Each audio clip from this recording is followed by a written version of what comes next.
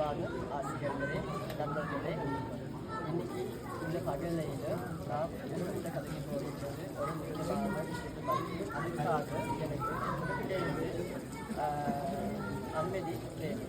அதுக்காக நான் நெஞ்சிலிருந்து அன்பான அனுமதி கேட்கிறேன்.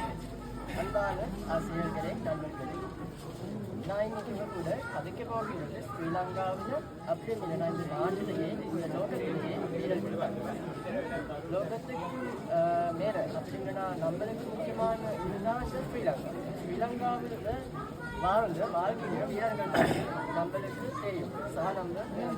நம்ம கேள்விப்பட்டு இருக்கோம். அப்படி கேள்விப்பட்டு இருக்கின்ற அந்த வீரர்கள் கிட்ட இருந்து நான் உங்களுக்கு இன்னைக்கு இந்த கதைக்கு சொல்லுங்க போகின்றது மிகப்பெரிய வீரர்கள். எனக்கும் உங்களுக்கும் தெரியும், ஸ்ரீலங்காவில் ஒரு மிகப்பெரிய யுத்தம் ஒன்று நடந்துச்சு.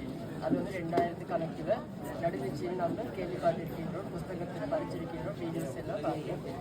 ஆசிரியர்களே, அந்த காலத்தில் ஒரு மிகப்பெரிய வீரர் இருந்தார்.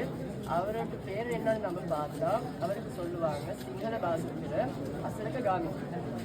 நண்பர்களே, ஆசிரியர்களே, இந்த ஹசரக காமினி சொல்கின்ற வீரர் ஸ்ரீலங்காவுக்கு ஒரு முக்கியமான வீரராக மாறினார். அது யாருன்னு பார்த்தா உங்களுக்கும் தெரியும், எனக்கும் தெரியும், நம்ம எல்லாருக்கும் தெரியும். இந்த யுத்தம் எப்படி இருந்துச்சு? யாழ்ப்பாணத்தில் இருந்த கதிர மக்களுக்கு ஒரு ஜனாதிபதி அவர்களாக இருந்த பிரபாகரன் சொல்கின்ற அந்த மனிதர் எல்பிடின்னு சொல்கின்ற அந்த ஆமிக்கூடு சேர்ந்து ஸ்ரீலங்காவில் ஒரு பக்கம் வேண்டும் மிகப்பெரிய யுத்தம் செஞ்சார். அதனால ஸ்ரீலங்காவில் வாழ்ந்து நம்ம சிங்கள மக்கள் அப்படி ஸ்ரீலங்காவில் இருந்த ஆமி மிகப்பெரிய வேலை செஞ்சு யுத்தி செஞ்சு இந்த நாட்டை காப்பாற்றுவதற்கு நிறையாக முயற்சி செஞ்சாங்க.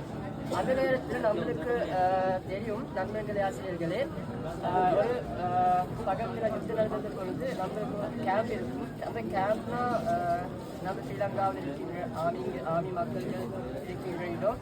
அந்த இடத்துல அந்த மாதிரி ஒரு இடம் யாழ்ப்பாணத்தில் நம்மளுக்கு தெரியும் இருந்துச்சு.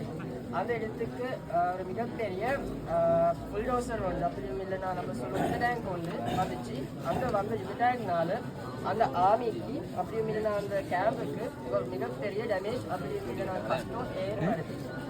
அதனால அந்த அந்த இடத்துல இருந்த ஆமி மக்கள்கள் எல்லாரும் மிகப்பெரிய அப்படின்னு ரொம்ப பயந்துட்டு அந்த இடத்துல இருந்து தப்பிக்க பார்த்தாங்க. ஆனால் ஒரு மிகப்பெரிய